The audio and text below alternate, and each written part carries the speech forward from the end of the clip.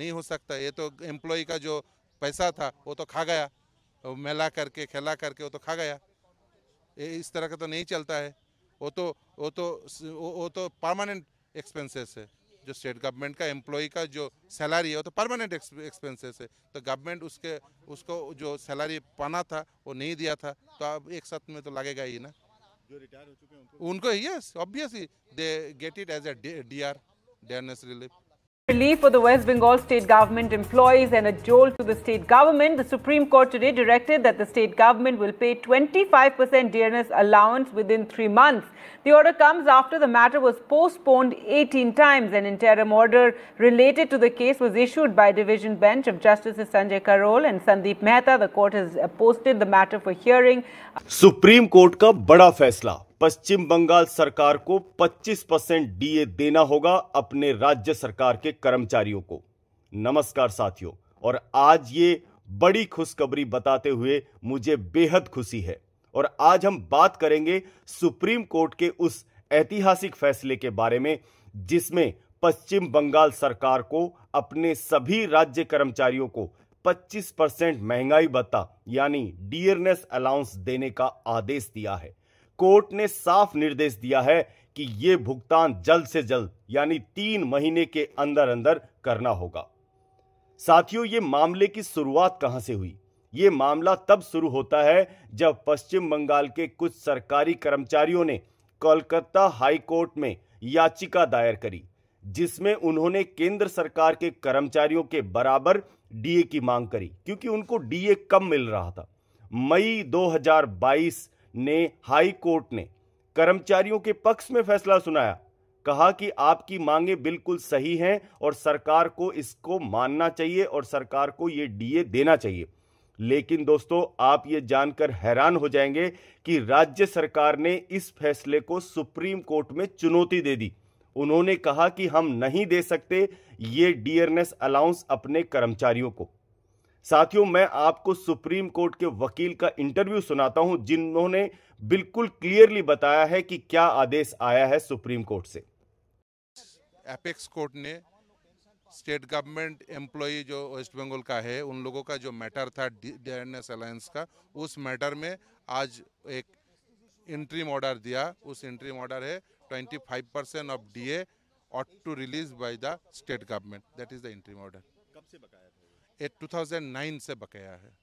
उन लोगों का कमर टूट जाएगा, मगर वो तो नहीं हो सकता। ये तो एम्प्लॉय का जो पैसा था वो तो खा गया, मेला करके खेला करके वो तो खा गया।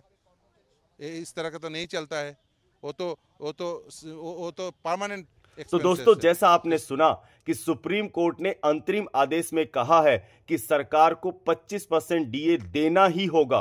कोर्ट ने यह स्पष्ट किया है कि यह आदेश 3 महीने के भीतर लागू किया जाए, और यह फैसला कर्मचारियों के लिए बड़ी राहत है, क्योंकि लंबे समय से उनको डीए नहीं मिल रहा है दोस्तों, जो कि उनका हक है।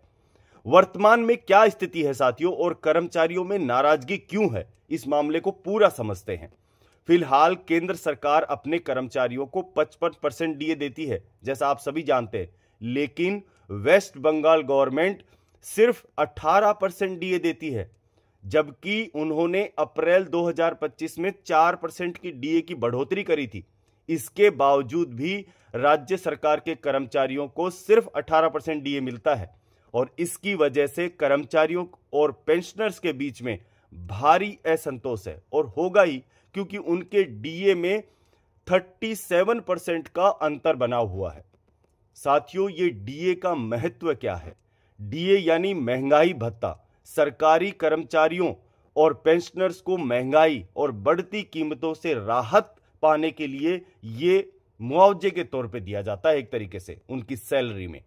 ये उनके बेसिक पेमेंट और पेंशन का एक हिस्सा होता है, जो कि समय समय पर बढ़ाया जाता है। तो इसके ऊपर सरकार यदि कटौती करेगी तो कर्मचारियों का तो बुरा हाल हो जाएगा। दोस्तों, इस फैसले का असर क्या होगा? इस फैसले से पश्चिम बंगाल के 10 लाख से भी ज्यादा सरकारी कर्मचारियों और पेंशनर्स को सीधा फायदा मिलेगा।